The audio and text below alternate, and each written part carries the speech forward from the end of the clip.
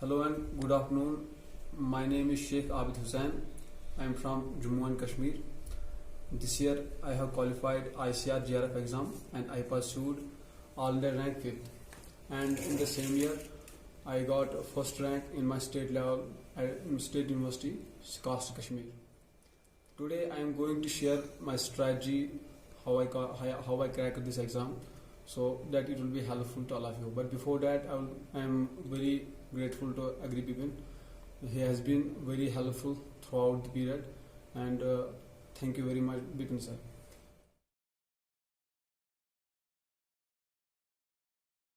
So first of all, the students who are aspiring to qualify this exam in entomology, they must understand the basic and subject matter of the subject. One who has a desire to come in entomology, he has to study three aspects in entomology. First is entomology, second is nematology, and third portion is general agriculture. So I will tell you step by step what I did and what you have to do. In entomology, you have to go through the basic units, like you have to go through the morphology, you have to go through systems and taxonomy. These are the basic and fundamental three units which you have to cover from the first volume of the Insecta.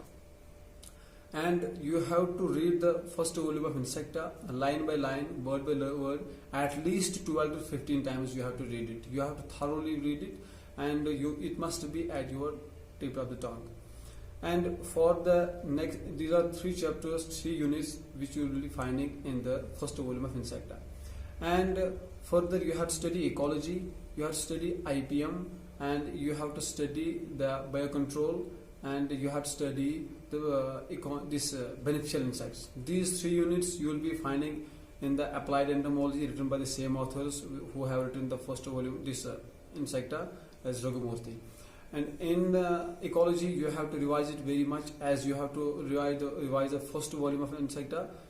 In the same way you have to revise ecology unit from the applied entomology. And for IPM you can read it 2 to 3 times, you can make notes, and there is no need to go through the book more and more.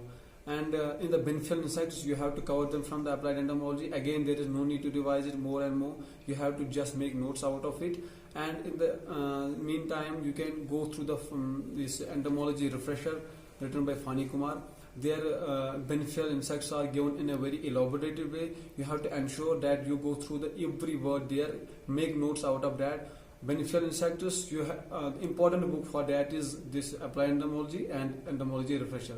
You cannot skip entomology refresher. And the third portion in entomology is crop pests. For crop pests you have to go through the DSRD, applied entomology written by DSRD. In crop pests what you have to do, the crops which are mentioned there, you simply have to remember the important insects, their scientific names and families.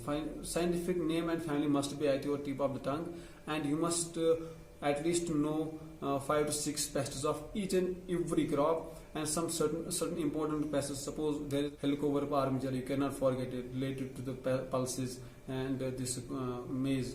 In case worm in case of rice, termites in case of wheat. So some pests are very specific to the crop that you must know, and besides that there are certain secondary or minor of minor importance. You must know also their names and families. Besides this, there are certain management practices for some particular, suppose flooding in case worm, suppose maintaining the distance for brown plant hopper in rice. So certain important management practices which are particular to the crop, you have to remember them word by word. And besides this, there are certain important pests, you have to remember their diapause stage, when they are going in diapause, where they are laying the eggs. Suppose mealybug lays eggs inside the soil cracks, some stem burrows are laying eggs on the cracks of stem, and certain insects are going in diapause in larval stage. Certain are going in the pupal stage, some in adult stage, like Coleopterans, Colorado beetles is going in the adult stage. So you have to remember their egg stage, you have to remember their diapause, you have to remember these figures, not how many days they are incubation period days. You don't have to remember that. You don't have to remember how many eggs they are laying. These are simply the things which you do not have to remember. They will simply waste your time if you keep going with those things. And besides this, in that book you will find a stored grain passage. Stored grain passage is a very simple unit. You have to remember only the name of internal and external borers. Besides this, you have to remember their families, and you have to remember the which insect is making a regular bore, irregular bore, and their specific features, foul smelling, which insect is foul smelling, which insect is laying the scales on the this heap of seeds, which insect is thigmotactic, which is creating the heat spot inside the grains. You have to remember these things in that unit, and for that you have to go through the this TSJD applied entomology. And in that book also you have to remember certain names of certain important scientists who have played a very vital role in the entomology. And the pesticide appliances you have to complete there.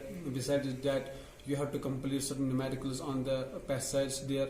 So these things you will be getting in the DSD. It's a very important book, you cannot skip it.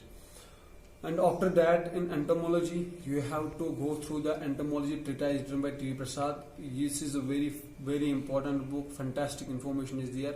You have to read it word by word, revise it as much as possible, and at the end of the book you will find certain these insects, their stages of this dormancy, diapause, and certain important pesticides which have been banned, certain which are newly released. You have to remember them, and this book has to be revised many times.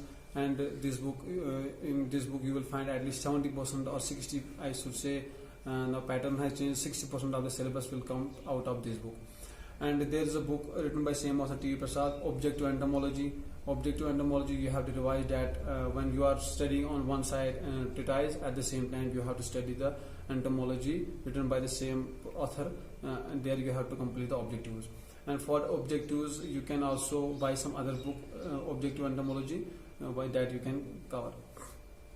And now the third important portion of this entomology is IPM.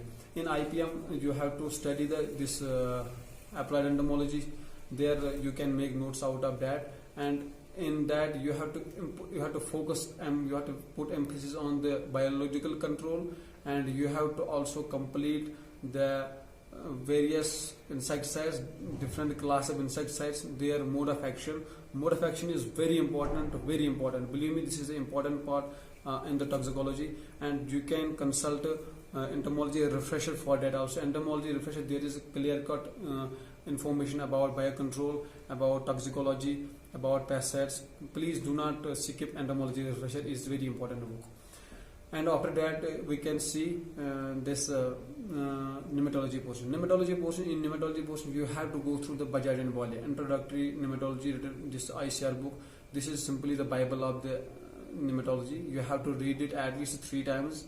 Then after reading 3 times, at the 4th revision you have to make notes. But please, there are 2 parts in the book of it. And when you complete whole of the Bajaj and Walia, then what you do is, then you go through the taxonomy, read it well, make the notes of only families, some basic concepts in the first 2 or 3 pages.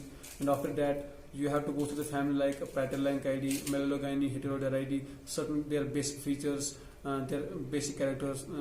And in nematology, when you complete the Bajaj and Walia, you can go through the nematology refresher. This has been recently released. Very important book. You can complete it. It will complete your all the confusions and all the dilemmas. And once you complete all these 2 books, you can consult the book for objective purpose. That is Nematology Attacquiglanus.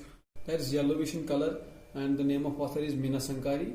You can go through that. That's very important book. Please, that is important book. You cannot skip that book. You will find there very important objectives. Those points which are written in the nematology, which you may skip, they are highlighted in this book. And in nematology, these 3 books are enough for nematology. But revisions are very important. You have to keep revising the nematology. Now, in nematology, note making is very important. You cannot skip that. And the last portion in nematology is general agriculture. In general agriculture, you have to go through the Nimrasunda, a competitive book of agriculture. That's very important. You have to read it at least 12 to 13 times. Revise it thoroughly, but skip the entomological portion and nematological portion. Do not study that. And animal science, do not read that. But agronomy, soil science, statistics, especially statistics. This year, 4 questions came from statistics and agronomy, horticulture, soil science. These are the important subjects in the Nimrasunda which you have to study. And important in horticulture is you have to go through the banana, mango, all the except olericulture. Leave the olericulture, study it at least once. That's enough. But mango, banana, papaya, citrus, those fruit crops, they are very important. Read them 4 to 5 times. Remember them. And in soil science, remember the fertilizers there, how much nitrogen is and how much phosphorus, how much potassium is in the fertilizer, biofertilizers. Remember, whole of the soil science is of tremendous importance. And agronomy is very important. These subjects, general agriculture, will simply decide your rank in the entomology. And besides nematology, this year only 4 questions came from nematology, but you cannot say that it will come in the same way. Now, so far the pattern has been now changed. Only 120 questions are there, and besides there are now matchings and statements also. Questions from horticulture also come. So please read everything. Practice matching, practice statements as well. And in nematology, this general agriculture, please go through the extension portion. The first pages in the nematology in this Nimrasunda, they are very important. Remember those programs and this extension programs. Remember the dates and schemes. They will definitely come. You at least 2 to 4 questions will come from the extension. That's important. And the best time to start for entomology is second year. In fourth semester. The best is the fourth semester. Prepare in the fourth semester. Start with Angra notes or TNAU notes. No need to make notes out of that. Once you complete the basic concepts in the TNAU notes or Angra notes, then take the Insecta book, right? The best time is the fourth semester. However, the third year students can also prepare. There is nothing that they cannot do it. It is difficult. No, it's a very simple exam. You can crack it anytime. But the important point is you have to study at least the school students who are preparing in the second year in fourth semester. They must read 5 to 6 hours regularly. Actively, they have to read 5 to 6 hours regularly. And the students who are preparing the third year in RAWE or EL, they must read in the first phase. When they are going through these basic books, they must read at least 8 to 10 hours. Even if they read 12 hours, there is no problem in that. But at the last time, when they are going to revise the things, they have to again increase the time.